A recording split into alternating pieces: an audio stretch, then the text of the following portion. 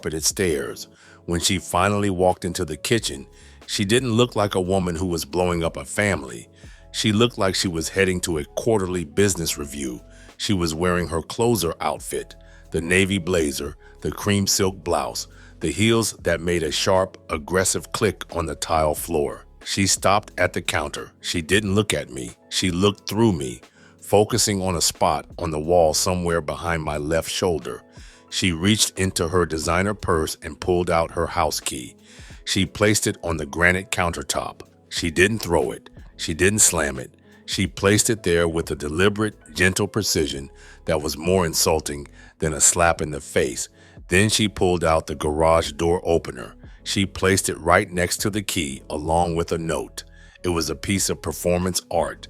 It was her way of communicating, without saying a single word, that she wasn't just leaving for the night. She was vacating the premises. She was surrendering her claim to the property. She told me, in a voice so calm, it sounded like a recorded announcement, that she was done. She explained that she had found her soulmate. She explained that she had wasted 2 decades playing the role of the good wife to a man who didn't understand her potential.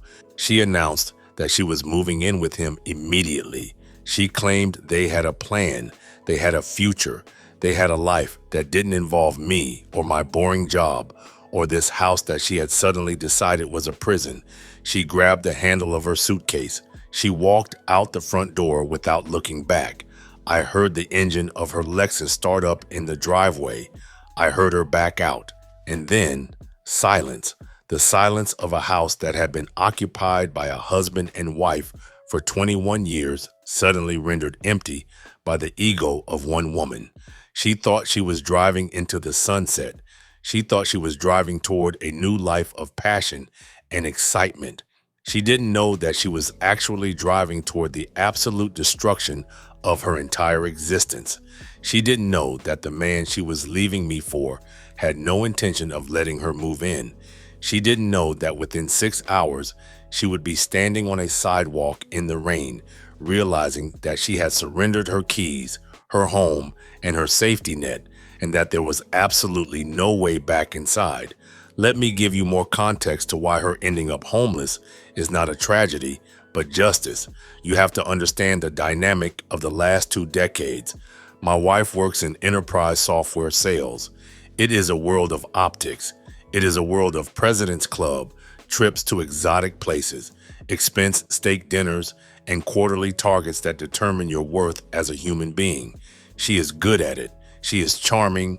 She is ruthless. She knows how to mirror people, how to make them feel like they are the only person in the room until she gets the signature, and then she moves on.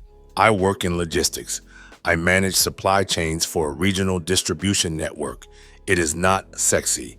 It does not come with exotic trips. It involves spreadsheets, shipping containers, and making sure that things get from point A to point B without the world falling apart. For the first 10 years, the balance worked. I was the anchor. She was the sail. I managed the finances. I fixed the sink. I mowed the lawn. I made sure the retirement accounts were maxed out. She chased the commissions. She brought the energy. But somewhere around year 15, the dynamic shifted.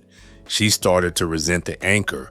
She started to view my stability not as a safety net, but as a dead weight. She started getting promotions. She started making more money than me, and in her mind, money equaled value. Because she brought in the bigger bonus check at the end of the year, she decided that her time was worth more than mine. She stopped doing chores. She stopped cooking. She stopped engaging in the maintenance of our marriage. She would come home from a week-long business trip in San Francisco, buzzing with the energy of the city, and she would look at me sitting on the couch with a look of pure disdain. She would talk about her colleagues as if they were gods. She would tell me about Mark, who just closed a $10 million deal. She would tell me about Jason, who just bought a Porsche. She was building a fantasy life in her head, populated by these avatars of success.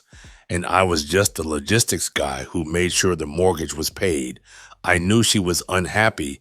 I suggested counseling. She refused. I suggested vacations. She claimed she was too busy with Q4 targets. I tried to date my own wife. I bought flowers. I booked tables at the restaurant she liked. She would sit there checking her email under the table, scrolling through LinkedIn, completely checked out. I didn't know about him specifically, but I knew there was a him in the abstract. I knew she was looking for an exit. I just didn't realize she had already packed her parachute and was waiting to push me out of the plane. The man she left me for, let's call him the architect, was a client. He wasn't in her industry. He was a buyer. He was the CTO of a company she had been courting for 6 months. I didn't have to hire a private investigator to find this out. I didn't have to hack her passwords. I discovered the truth because of her arrogance. When she packed her bags that morning, she took her work laptop.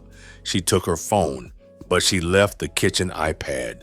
It was an old iPad Air she had upgraded from 2 years ago.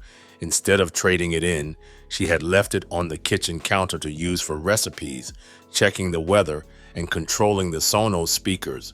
Because she viewed it as a house appliance, she had gotten lazy. She never logged out of her iCloud account. She never disabled the message syncing. After she drove away, I sat there staring at the iPad, sitting on the charging stand next to the coffee maker. I saw a notification pop up. It was a text message. I slid the unlock bar. She hadn't even changed the passcode. It was still our anniversary date. I opened the Messages app, and there it was, the entire history of my betrayal, syncing in real time over the home Wi-Fi.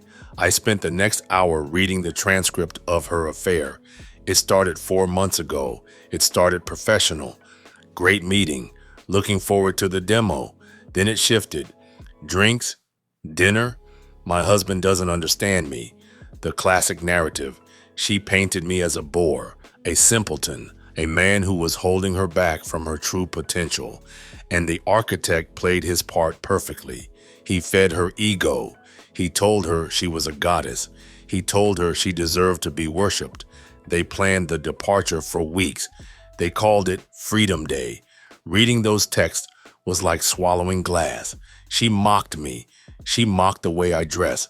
She mocked the way I chew. She mocked the fact that I drive a 5-year-old truck instead of a luxury sedan. She told him, I'm just waiting for the bonus to hit and then I'm yours. And that's exactly what she did. Her quarterly bonus hit our account on Friday. She transferred half of it to a private account on Monday. And on Wednesday morning, she put her key on the counter and walked out. But as I scrolled through the messages, I noticed a discrepancy in the logistics. She was pushing. She was the aggressor. She sent texts like, I can't wait to wake up in your penthouse every day. She sent texts like, I'm going to bring my things over on Wednesday. His responses were vague. Can't wait. Sounds fun. Let's see how it goes. He never explicitly said, yes, move in with me on Wednesday. He never gave her a key. He never cleared a drawer for her. She was projecting her fantasy onto him. She assumed that because they had great hotel sex and he bought her expensive dinners, he wanted a roommate. She assumed that he wanted to replace his ex-wife with her. She didn't understand the mindset of a wealthy, single man in his 50s who had just gotten out of a messy divorce. He didn't want a wife. He wanted a distraction. And my wife, in her arrogance, mistook side piece for soulmate. I wasn't there to see her arrive at his building, but thanks to the kitchen iPad, I had a front row seat to the digital funeral of her affair. I sat at the kitchen island, watching the blue and gray bubbles pop up on the screen in real time. It was 10:15 a.m. She texted him, I'm downstairs. I did it. I left him. I'm here. I watched the delivered status turn to red, and then nothing. I watched the 3 dots of the typing indicator appear, then disappear, then appear again. He was hesitating. She sat in that lobby for an hour. I know this because she sent 3 follow-up texts. Are you in a meeting? Baby, I'm sitting by the fountain with my bags. Finally, at 11:30 a.m., the response came through on the iPad screen. It wasn't a love poem. It was a reality check. "What are you doing here?" She texted back immediately. "I told you, it's Freedom Day. I left him. I'm moving in." His response should be framed in a museum of brutal honesty. "Whoa, slow down. We never talked about you moving in. I'm in meetings all day. You can't just show up here with luggage." I watched the desperation unfold in blue bubbles. "But we talked about our future. I left my husband for you. I surrendered my keys. I have nowhere else to go." And then the death blow. "That was your choice. I like what we have, but I'm not looking for a roommate. I value my space. You need to figure something else out." I sat there in the silence of my kitchen, holding the iPad, witnessing the exact moment her fantasy collapsed. He didn't come down. He ghosted her. The typing dots never appeared again. At 2 p.m., my phone buzzed. It was her. "Hey," one word. After 21 years of marriage and a theatrical exit speech about how I was holding her back, she sends, "Hey." I didn't reply. I was busy changing the codes on the garage door keypad. I was busy calling the alarm company to update the master password. I was busy engaging in the logistics of defense. At 2:30 p.m. she called. I let it go to voicemail. At 3 p.m. she texted again. "Can we talk?" I replied, one word, "No." At 3:15 p.m. the text came. "I think I made a mistake. I'm coming home." I looked at the text. Home. She didn't call it our home. She called it home, like it was a base on a baseball field where she was safe.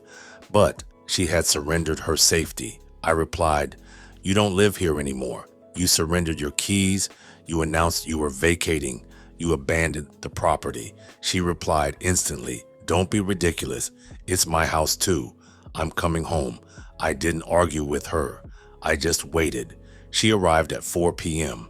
It had started to rain, a cold, gray, miserable drizzle. She pulled into the driveway. She got out of the car. She marched to the front door. She reached into her purse for her key, and then she remembered. She remembered the performance art.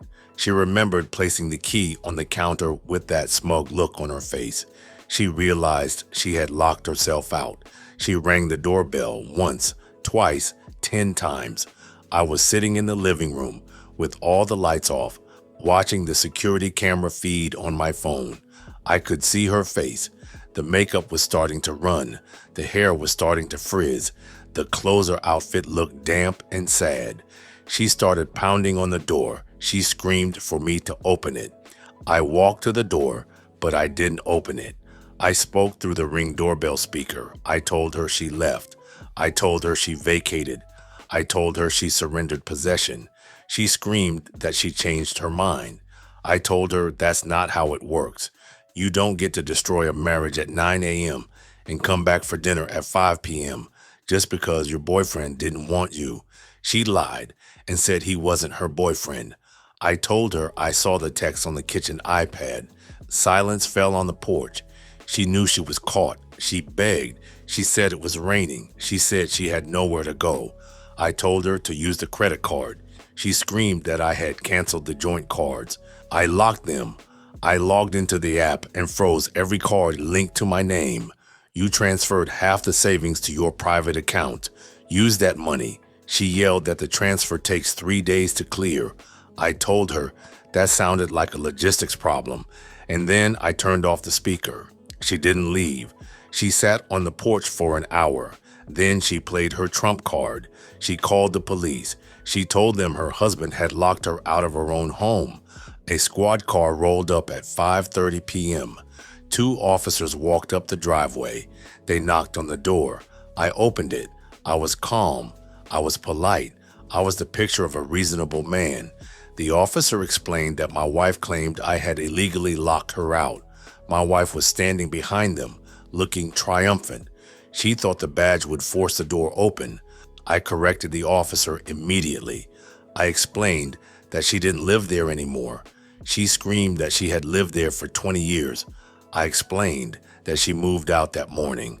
I explained that she packed her bags, announced she was leaving me for another man, and surrendered the property.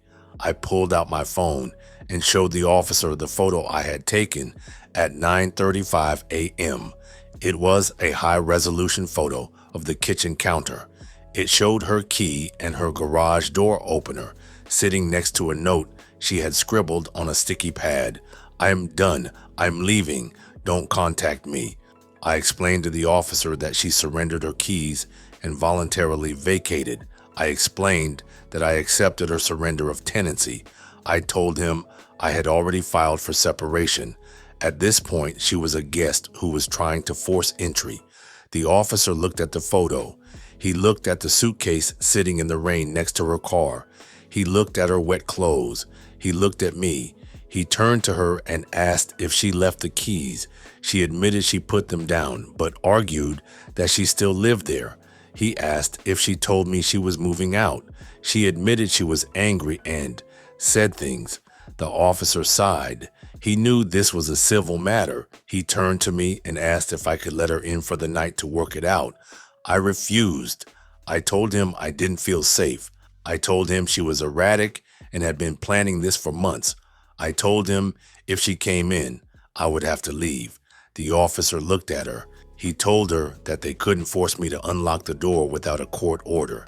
He explained that since she surrendered her keys and vacated, it appeared she had moved out. He advised her to find a hotel and call a lawyer in the morning. She cried that she didn't have money because I cut the cards. He apologized and said that was a civil issue for the divorce courts. They got back in their patrol car and drove away. She stood there on the lawn, watching the red taillights fade away, realizing that her freedom day had turned into a nightmare. I watched her from the window. She called the architect again. He must have blocked her because she threw her phone onto the passenger seat of her car through the open window. She got into her Lexus. She didn't start the engine. She just sat there. It gets dark early. The street lights flickered on. I saw the glow of the dashboard light up her face. She was slumped over the steering wheel. For the first time in 21 years, she wasn't the VP of sales. She wasn't the woman who intimidated waitstaff. She was a homeless woman sleeping in her car in her own driveway. She stayed there all night. I didn't sleep much. I sat in the kitchen, drinking fresh coffee, listening to the rain. At 6 a.m., she started the car. She backed out slowly. She drove away. I got a notification from our bank app later that day. She had withdrawn $200 from an ATM at a gas station. It was the daily limit on the one debit card I hadn't canceled yet because it was linked to a checking account with almost zero balance. That was her budget, $200, from a penthouse fantasy to a gas station ATM in 24 hours. It has been 3 days. She is staying at a cheap motel by the highway. She has sent me emails, long, rambling emails about mental health and midlife crisis. She talks about how she was manipulated by the architect. She is trying to rewrite the narrative. She wants to be the victim. She wants me to be the hero who rescues her. But I am done being the logistics manager for her life. I sent her one final email this morning. Subject, forwarding address. Please provide an address where I can send the rest of your belongings. I have hired a moving company to pack the house. They will not store the items. If I do not receive an address by Friday, the items will be placed in a storage unit in your name, and you will be responsible for the monthly bill. If you do not pay, they will auction your things. This includes your shoes. I know that hurt her. The shoes, the clothes, the image, it's all going into a cardboard box. I am keeping the house, and I am keeping my dignity. She wanted freedom. She got it. She is free from me. She is free from the house. She is free from the boring, stable life she despised. She is free to be anyone she wants to be, as long as she can afford it, which right now she can't. There is a lesson here for anyone who thinks the grass is greener on the other side. Before you jump the fence, make sure someone is actually there to catch you, and never, ever surrender your key until you are sure you never want to come back. Because locks are easy to change, and in most cases, betrayal is impossible to forgive. Update. It has been exactly 2 weeks since she backed her Lexus out of the driveway. I wanted to provide a transparent update on where things stand because I know the internet is full of amateur lawyers who think I broke the law by changing the locks. I didn't break the law. I enforced a boundary.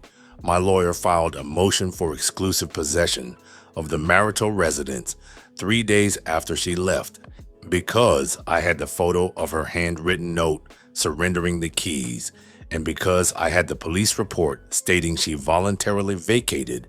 The judge granted the motion temporarily. She is legally barred from entering the property without a police escort to retrieve essential items.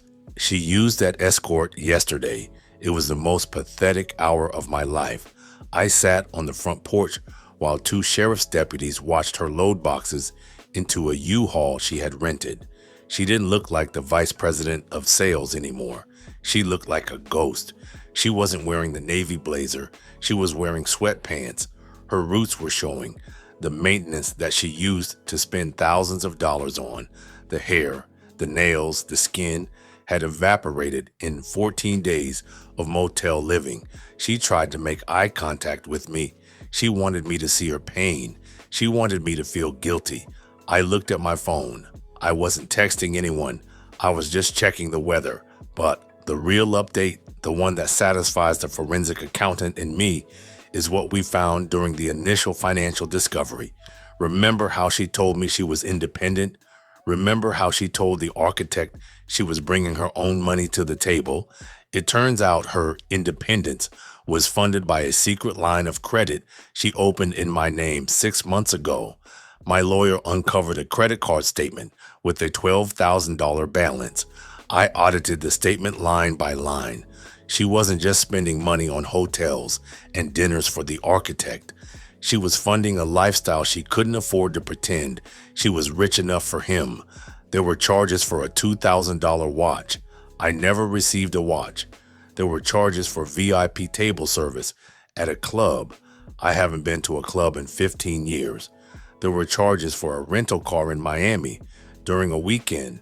She told me she was at a software conference in Dallas. My lawyer calls this dissipation of marital assets. It means she spent family money on an affair partner, and the law is very clear on this. She has to pay it back. Every dollar she spent on him comes out of her share of the equity in the house. She doesn't just have zero money. She has negative money. She is currently staying in a studio apartment on the bad side of town. It is a month-to-month lease. I know this because she had to list her address on the court documents. I looked it up on Google Maps. It is next to a tire shop and a check cashing place. It is a long way from the penthouse she thought she was moving into. And as for the architect, he sent a cease and desist letter to her lawyer yesterday. Apparently, she tried to show up at his office again. She tried to win him back. She tried to explain that it was all a misunderstanding. He didn't even come down to the lobby this time. He had security escort her off the premises. He cited harassment. So, to recap the logistics of her Freedom Day, she lost her husband. She lost her house. She lost her reputation.